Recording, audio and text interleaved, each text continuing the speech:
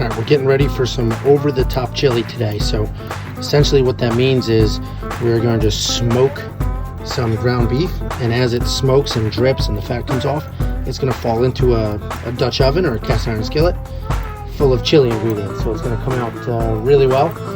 It's about an hour and a half cook at 350. So let's get this up to temperature. We'll go inside, we'll start chopping up some vegetables, and then we'll figure it out. All right, we're making some over-the-top chili. So this looks more complicated than it is. Essentially, we have some vegetables here. We'll add some beans. We have our meat. And the way this works is we have our cast iron skillet directly on the heat deflector. We'll have our grate on top of that. And then we will put together the meat, put it right on top of the grate. And as that cooks, it'll drop into the cast iron skillet. So chili's tricky. Everybody has their own recipe. Some people love beans, some people hate beans, some people want spicy, don't want spicy. So I'm just gonna go through this quickly, what I'm doing. Obviously, you know, there may not be another person on this planet that likes it exactly how I like it. So everybody wants this different, but I'll go through what I'm doing here. So we have 2 cans of kidney beans, 2 big cans of peeled tomatoes. I have one that's fire roasted and one that's regular. I don't like my chili super thick. I don't want to eat it with a fork, right? I somewhere between a dip and a stew is how I like mine. So that's why I have 2 cans. If you like yours thicker, just go with one. I'm gonna do 2 chopped onions and then 2 chopped sweet peppers here. Literally the color doesn't matter, red, orange, yellow, doesn't matter. They're all the same. We're gonna do 4 cloves of garlic and then 2 pounds of ground beef. We have some bacon here. I'm just using the bacon to get the skillet itself nice and greasy and warmed up. So we're just gonna use 1 or 2 pieces of bacon inside the skillet to get it going and get that ready for everything else. So we'll go ahead. I'm gonna chop all of this stuff first, get that ready. Then we'll make our meat, and the cans we won't add till a little later. There's a million different seasonings, right? Some people, like I said, like spicy. Some people don't like spicy. I am going the easy way out, and I'm getting some pre-packaged seasonings. So I went with McCormick. Honestly, their stuff's usually pretty good. I went with a hot and a regular, so each one does a pound of meat. Obviously, you know, everybody has their own recipe, and people want ancho chili spice and chopping up jalapenos and doing anything else. All of this can change, so if you don't like these ingredients or this recipe, don't worry about it. Just pay closer attention to when I'm actually putting it on the Kamado and how that meat is gonna drip down, and that setup. That's the piece that shouldn't change. All of this, you can make it to your liking. So let's just get ready and start chopping and preparing.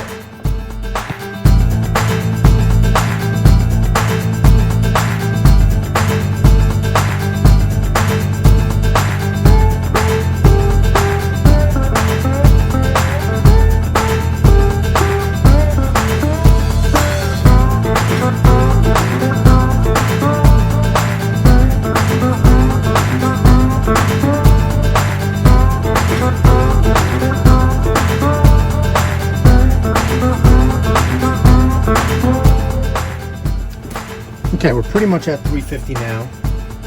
What I'm gonna do is I'm gonna put the cast iron Dutch oven right on the heat deflector, and then we'll go ahead, we'll let it warm up a little bit. So we'll let it warm up for a little bit. Once it's warm, we'll put some bacon in there so I can get some fat and some grease in there. And then we'll go ahead and add the vegetables that we just chopped. We'll add the tomatoes, we'll add the seasoning, and then we'll go ahead and put our ball of meat up top after those have rendered for a little bit. So let's get this on here.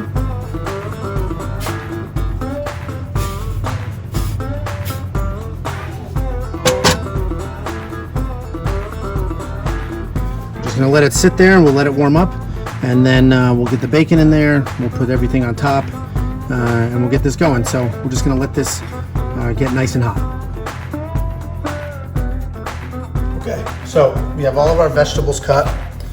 We have our bacon cut, and like I said, that bacon is going to be used just to get the skillet going, get some fat in there, get some grease in there, and get that going. Now what we're going to do is we're going to make our ball of meat. So you saw that I had those packets of seasoning earlier. I'm going to use those to season the chili. So now I actually need to season the meat as well. So I'm just gonna go ahead, we'll add a little bit of olive oil just to get it combined, get it in there nice. And I'm gonna season this with some Meat Church Holy Cow and some Meat Church Gospel. This is their all-purpose. I'm just gonna throw some on here. This is not an exact science. It's all getting meshed together and cooked together in a few minutes anyway. So I'm just gonna go ahead, season it up. Then we'll mix it up like a giant meatball essentially. And we'll go ahead, we'll form a ball, more of a patty, and we'll place that over our skillet, which you saw in the cooker. So let's just get this all mixed and seasoned and ready to go.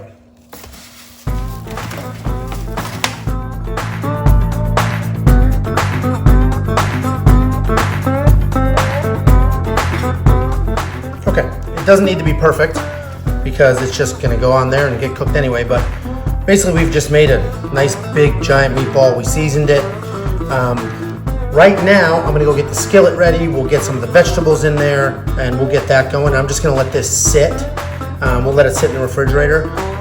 Once we're done cooking the stuff in the skillet, we'll put the grate on and we'll put this ball of meat up top. So we'll come back in a few.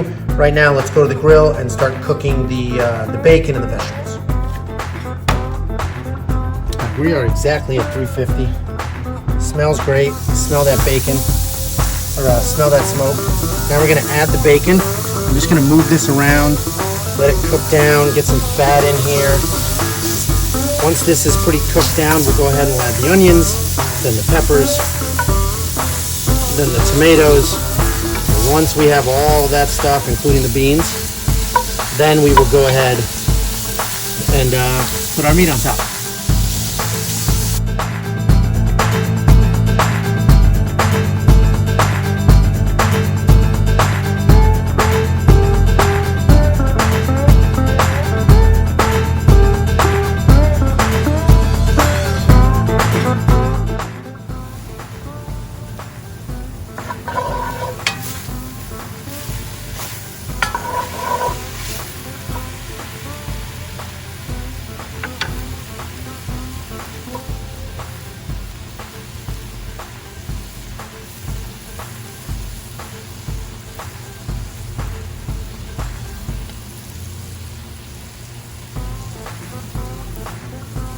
So we'll let these cook down.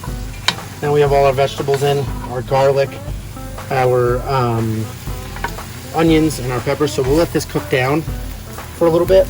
Then we'll come back, we'll add the tomatoes, the beans, and everything else. Then we'll put the grill grates on, the meat on, and then we're just gonna let it ride.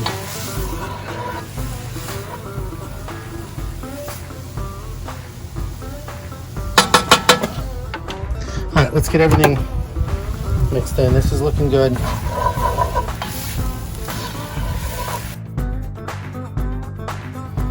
Okay, we've got the tomatoes, the beans, the onions, the garlic, the corn. We've got everything in here. I actually have some leftover smoked ribeye that I did the other day, so I'm gonna throw those in here too. But this is literally just because I have it, and I think it'll add some great flavor and texture. We'll mix it in. So because this is a little thick, I'm probably gonna add some water or some beef stock in a little bit, but we'll let it cook for a while, see what it looks like, and then if it's still too thick at that point, then we'll add the other pieces. So I'm gonna put my grates on, and our beef is gonna go right on here, our seasoned meat. So we have our grates on top, we have everything in the Dutch oven. So we're gonna let this cook for a little bit. I'm gonna let these grates get a little hot, and then we're gonna put our piece of meat right on top. So we'll come back in a few minutes, and we'll get the meat inside ready. We'll put the probe in there, and then we'll come back up.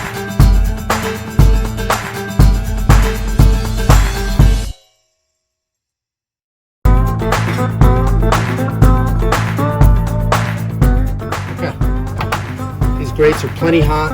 You see the chili's coming up. So let's go ahead and add our meat. So literally, we're just gonna watch our meter probe and wait till it tells us that the internal to this is 145 degrees. As this cooks, the fat and the drippings are all gonna go right into that chili, and it's gonna be unbelievable.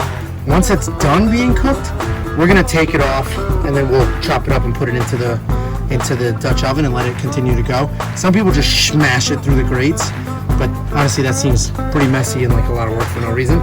But let's just let this go. I'll wait for my app, the meter app, to tell me that this is 145 degrees, and at that point we'll be good to go. Okay, so we got the alert from our meter probe that this meat is cooked and it looks fantastic. So I'm actually gonna take the probe out.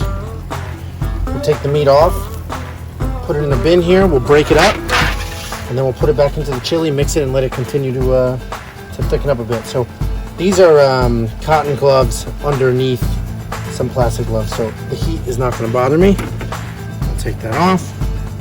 All right, so let's break this up.